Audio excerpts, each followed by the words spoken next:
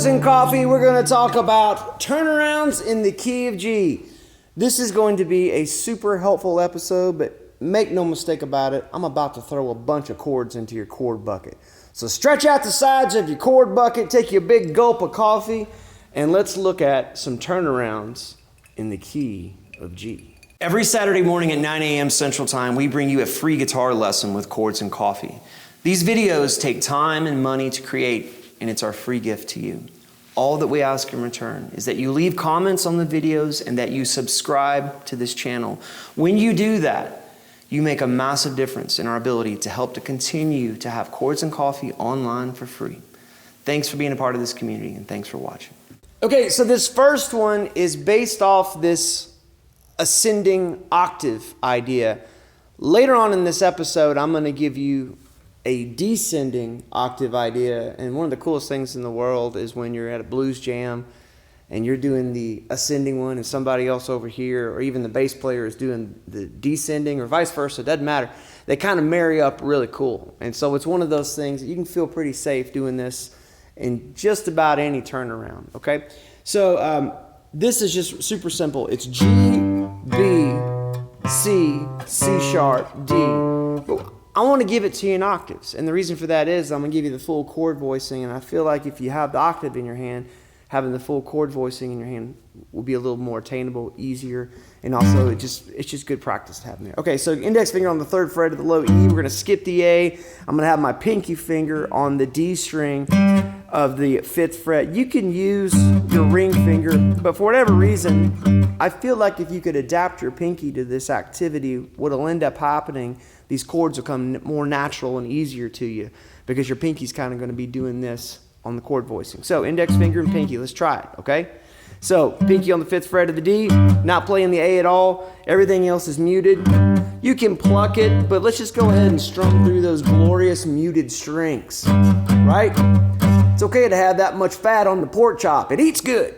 All right, so anyway, you got a B or G. Now we're going to a B. Boom, that's going to be on the 2nd fret of the A. We're going to skip the D. We're going to be on the G string with the pinky on the 4th fret. So, and then just go up to the C. You can already hear this in your head. You know what this sounds like, right? C is going to be on the 3rd fret of the A, 5th fret of the D, or the G, excuse me.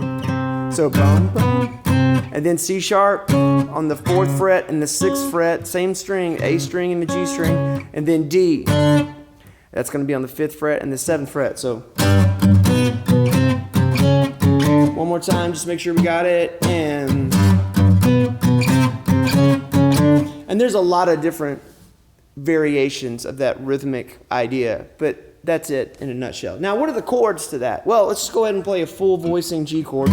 This is going to be index finger on the 3rd fret, straight across from low E to high E. And then I'm going to build an E chord underneath it, starting with my ring finger on the A string of the 5th fret. Pinky's going to be on the D string of the 5th fret. And then my middle finger is going to be on the 4th fret of the G. Good old-fashioned Melbe, page 3, G. Right? Now, this G over B, think of this as kind of like, before you look at this shape and you go, my word, how am I ever going to do that? It's really simple, okay? You're actually playing this same chord that we're playing right now, but instead of having the bar, what we're doing is we're sort of getting our index finger completely out of the way. We're starting with our middle finger on the 3rd fret of the B, okay? Ring finger is going to be on the 4th fret of the G, and then your pinky is going to be on the 5th fret of the D. Do you see how that's completely taken out of here? Or if that doesn't make sense to you, think of it as an F chord slid up here, but we're just playing the B, the G, and the D strings without our index finger, okay? And then your index finger is going to go on the 2nd fret of the A. So index finger on the 2nd fret of the A, not playing the low E, not playing the high E. Pinky is going to be on the 5th fret of the D, right? Your ring finger is going to be on the 4th fret of the G, and then your middle finger is going to be on the 3rd fret of the B. That's G over B. And then good old-fashioned C. I definitely would recommend using your pinky on this bar here, and you'll see why in a second. Index finger on the 2nd or the 3rd fret of the A, and then your pinky is going to be on the 5th fret of the D, the G, and the B. Right? The reason why is like you're hearing this G over B, and then if you just lay that pinky down while your index is scooting up to that 3rd fret, that's ergonomically pleasing. And then the next thing is we have a C sharp diminished 7. We could do C sharp minor 7 flat 5, but it doesn't sound as good as the diminished 7 to me. More gospel-y. Right? And what that's going to be is your middle finger is going to be on the C sharp 4th fret of the A. Your ring finger is going to be on the D string of the 5th fret. Your index finger is going to be on the 3rd fret of the G, and your pinky is going to be on the 5th fret of the B. Another way to look at that, think about a C7 chord, right?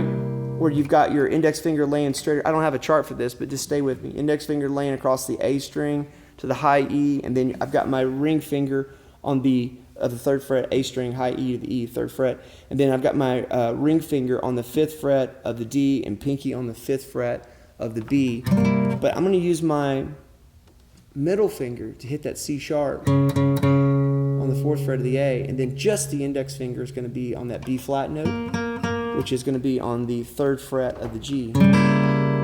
That formula is the formula for a diminished 7 chord. And we'll have a whole lesson on that. In fact, I actually have a lesson out there already on diminished 7 chords if you're curious about those. Diminished chords in general. Okay, so there's that C sharp diminished 7, and then to a G over D. Super simple. This is just like that G chord we made at the very beginning of this, but this time we're going to put our ring finger on the 5th fret of the A. Pinky's going to be on the 5th fret of the D, and then middle finger's going to be on the 4th fret of the G. Index finger's going to be on the 3rd fret of the B. Just a G over D. 1 chords over the 5 chords is a super gospel-y maneuver, and it's awesome sounding when done at the right time. And then we're going to turn this bad boy around. I'm going to use a D7 sharp 9. If you want to put a little extra spice in there, lay that pinky down on that A sharp right there, making it a sharp 9, sharp 5. So that's going to be middle finger on the 5th fret of the A, index finger on the 4th fret of the D, ring finger on the 5th fret of the G, and then old pinky's making his own little bar on the 6th fret of the B and the high E. So the whole sheboing is, right? All right. So do that same thing. Here's a little variation. Hey, what's that? That's super easy. That's going to be an E flat 9 to a D9. All I'm doing is I've got my middle finger here on the 6th fret of the A, index finger is going to be on the 5th fret of the D, and then ring finger is going to lay down on the G string, the B string, and the high E of the 6th fret. And then just slide him on back to that D9 right there, where you're going to have your middle finger on the 5th fret of the A, 4th fret of the D with your index finger, and then your ring is laying on the 5th fret of the G, the B, and the high E. Right? That's nice. Fancy. Let's do another one. All right, so for this next one, this one's got a double return on investment. There is a simplified version of this little walk down, and then we're going to add one note to it.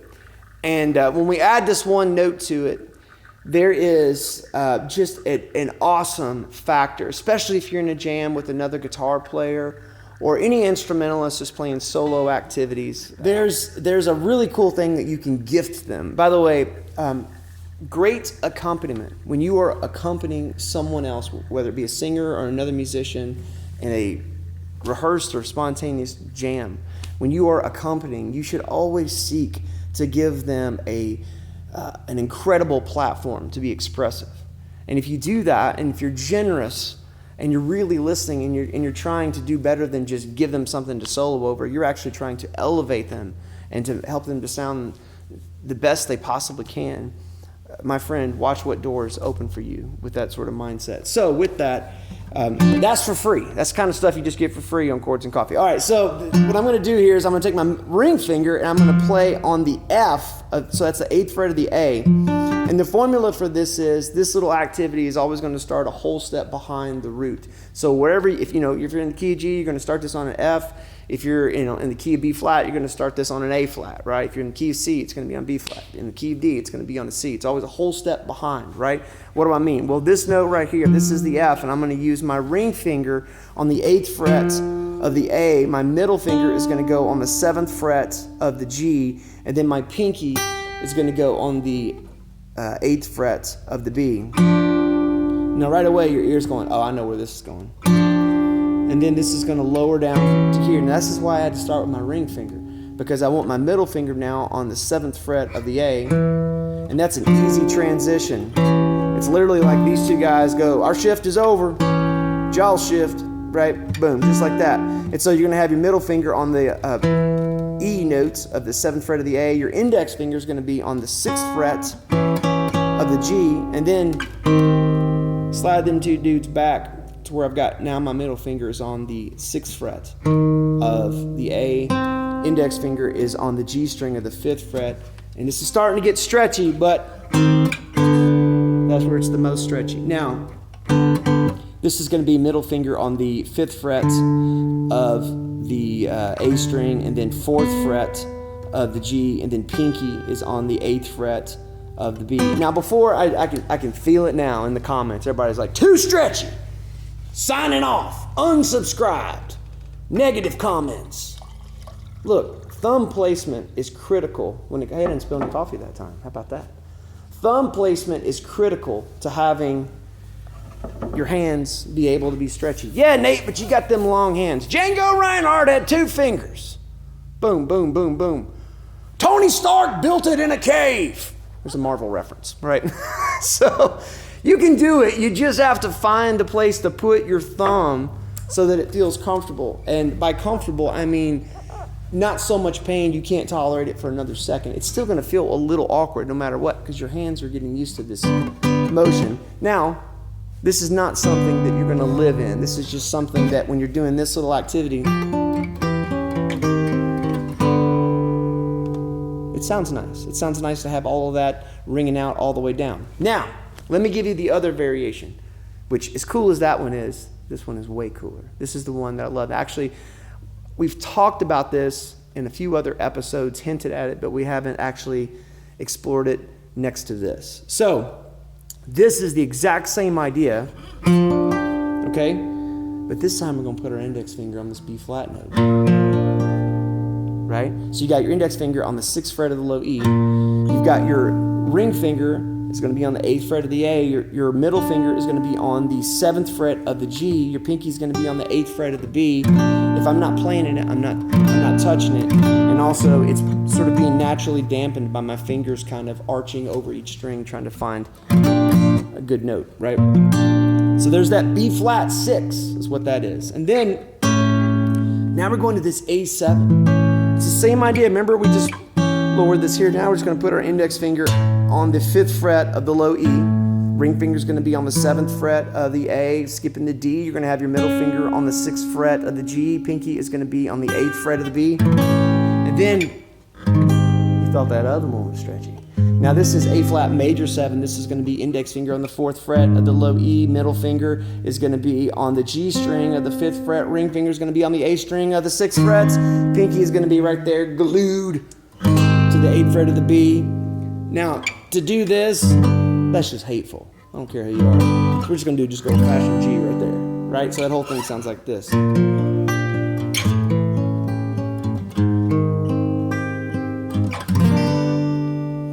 I'm telling you right now, you get somebody playing a little, little G minor pentatonic licks over that, they're going to go, man, I leveled up overnight. I feel jazzy.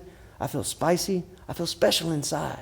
Thank you. Great accompanimist. Where did you learn this? Chords and Coffee.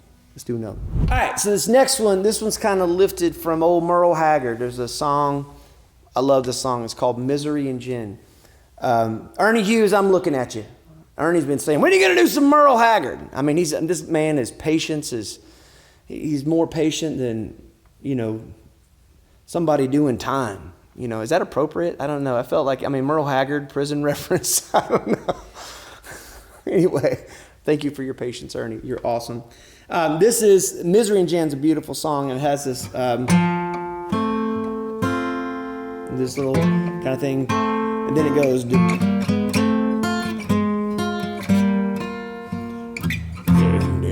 It goes right into the song.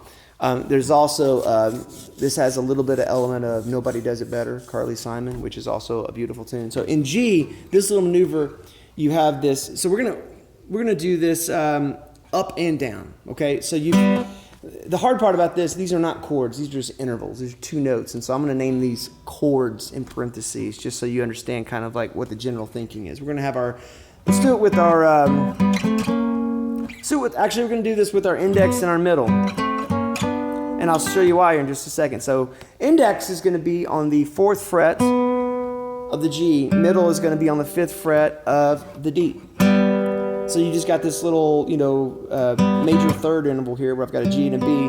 And then I'm going to go to this here. I'm thinking of it, it's kind of like a piece of an A minor. And so I'm going to have my index finger on the 5th fret of the G and ring finger on the 7th fret of the D. And then slide this up here. This is where it gets a little precarious, but I guess you could think of this as an E diminished 7, or a piece of it anyway. Index finger is going to be on the 6th fret of the G. Ring finger is going to be on the 8th fret of the D, and then slide it up one more to index finger on the 7th fret of the G. Ring finger on the 9th fret of the D. So the whole thing. Now here's where the little bluesiness kicks in here. So now this little lick. Now my middle finger is going to come down on the 8th fret of the B. And then we want that note, which is a G note, right? We want that note in every single one of these little intervals here. And then now we got 3 notes. Now it's starting to feel like a chord, right?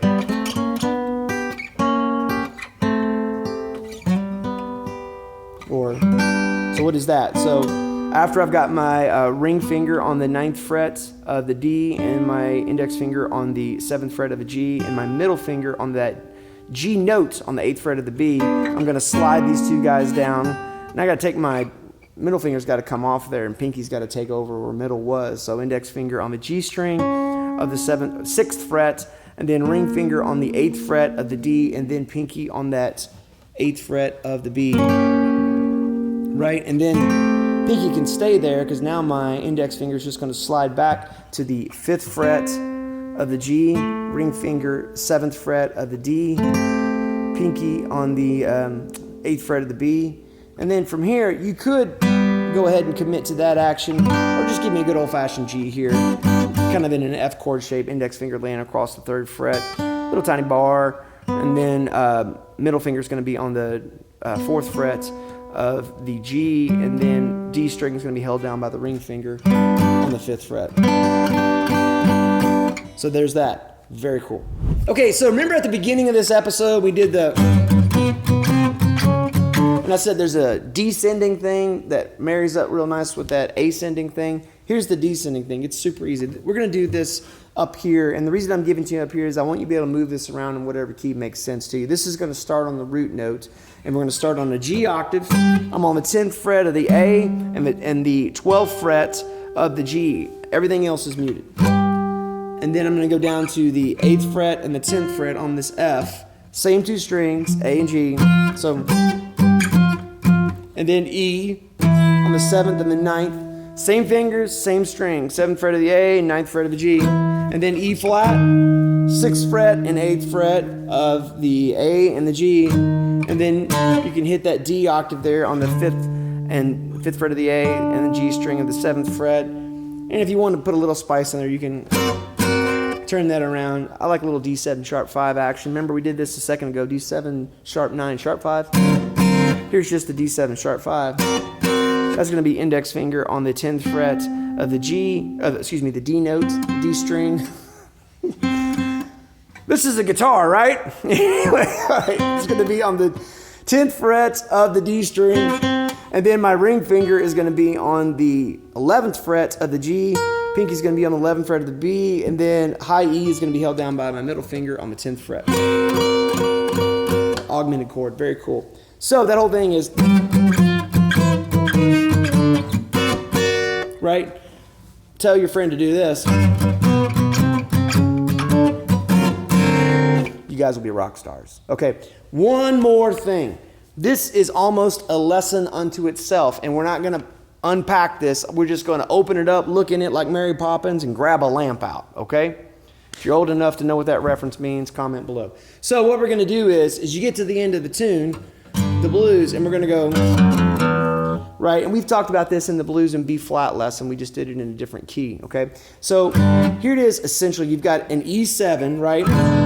Where you've got your middle finger here on the 2nd fret of the A, you got your index finger on the 1st fret of the G, pinky's going to be on the 3rd fret of the B, everything's open to an A7, and you can, either which way, you can go like index finger on the 2nd fret of the D, open G, middle finger on the 2nd fret of the B, pinky can be on the 3rd fret of the high E, or not, either which way. It's America, make your choice. And then you're going to have D7, that's going to be on the 1st fret of the B, with your index finger, your 2nd fret of the G, with your middle finger, ring finger is going to be on the 2nd fret of the high E. And then do one of these turnarounds. And away you go, right? Why does that work? Well, a little bit of math here, because what we're doing is D7 is the 5th of G, and that's the turnaround chord. But remember expanded form, and this was like very early math, you know, you have 3 equals in parentheses 1 plus 1 plus 1, right? So 1 plus 1 plus 1 is the same thing as 3. I can actually back out of that 5, and I can do the 5 of that 5, which is A7, and I can do the 5 of that 5, which is E7. So what's happening is I'm actually going 5 of 5 to the 5, right? Does that make sense? So D7's 5 is A7. In the key of D, A7 is the 5th, right? Just like in the key of A, E7 is the 5th. And so that's why that works, because I'm doing this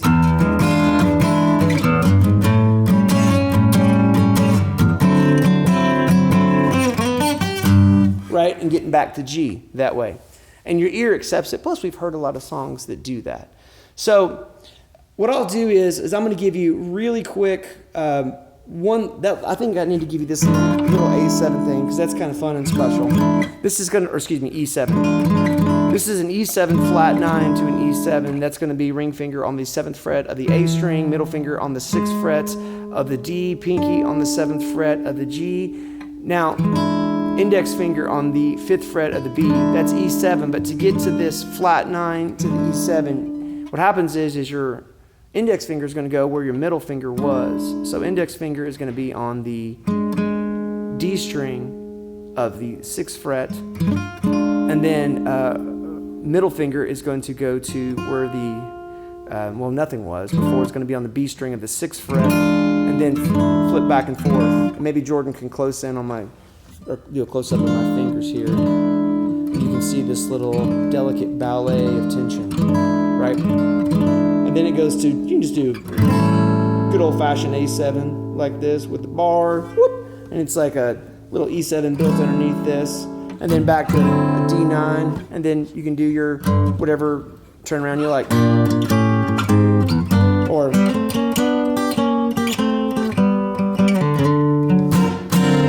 turnarounds in the key of G.